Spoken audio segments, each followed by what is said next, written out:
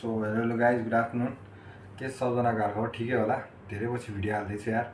Video हालेको थिइनँ 2-4 दिन भयो होइन। आज चाहिँ भिडियो हालिहालौँ भनेर हालिहालेँ। अनि आजको टपिक चाहिँ अफकोर्स चुनाव लागिरहेछ हाम्रो देशमा, सबैलाई थाहा छ होइन। मैले पनि केही कुरा बोल्न चाहेँ, कृपया कमेन्ट गरिदिनु होला तल होइन। तपाईँलाई मेरो विचार कस्तो लाग्छ लाइक छोडिदिनु होला अनि फलो पनि गरिदिनु होला च्यानललाई। अनि त्यसपछि आज चाहिँ यार यो पालिको चुनावमा चाहिँ जसले पनि भोट हाल्दै हुनुहुन्छ होइन, एउटै मात्र कुरा छ होइन। यो पालिको चुनाव चाहिँ एउटा भारी होइन, भारी कस्टमा आएको छ नेपालमा होइन। 76जना बच्चाहरूको हत्या भएपछि आएको चुनावलाई तपाईँहरूले चाहिँ सदुपयोग गरिदिनु होला कृपया होइन। जति पनि हाम्रो जेनजी मार्टियर्सहरू हुनुहुन्छ उहाँको आमा बुवालाई सम्झेर भए पनि यसपालि चाहिँ राम्रो ठाउँमा मत गरिदिनु होला होइन। जति पनि युवाहरू हुनुहुन्छ जो बाहिर हुनुहुन्छ होइन, यदि तपाईँहरू आफ्नो देश जान सक्नुहुन्छ, जसको क्षमता छ, जसले सक्छ, उहाँहरू प्लिज होइन आफ्नो भोटिङ राइट युज गर्नलाई नेपाल गइदिनु होला होइन। यो मेरो आग्रह छ, गएर आफ्नो भोट गर्नु होला होइन, ताकि यसपालि चाहिँ हाम्रो देशले जितोस् होइन। न कि कुनै मान्छेले, कुनै व्यक्ति विशेषले भन्दा पनि हाम्रो देशले जित्ने गरी यसपालि चाहिँ भोटिङ गरौँ सबैजनाले।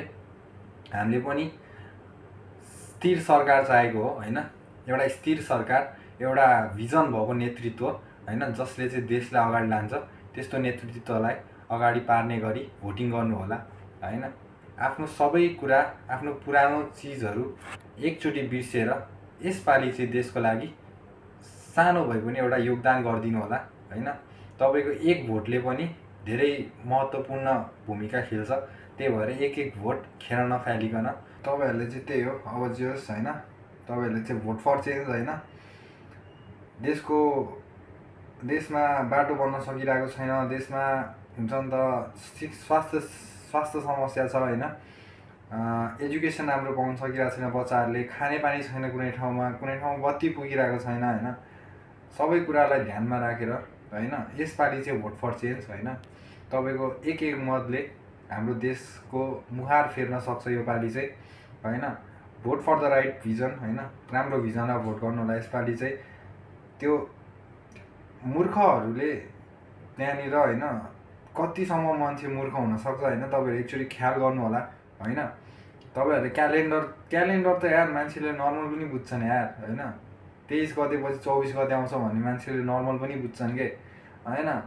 सो के भनेर चाहिँ मान्छेहरू पछाडि लागिरहेछन्, I don't have a idea होइन। म निशब्द हुन्छु क्या आफ्नो देशको मान्छेहरू पनि देखेर के हुन्छ नि, आधी अधुरो जनता जो अहिले पनि होइन 24 गते पहिला आयो अनि त्यसपछि 23 गते आयो भनेर जुन भाष्य प्रयोग भइरहेको छ होइन, कि त उनीहरूको चाहिँ घरमा हुन्छ नि त छोराछोरीहरू छैन, भाइ बहिनी दिदी भाइहरू छैन एक त होइन, कि त भयो उनीहरूसँग मानवता छैन क्या होइन। नत्र यार एकचोटि सोचेर हेरौँ होइन, एकचोटि एउटा सानो दिमागले सोचेर हेरौँ होइन।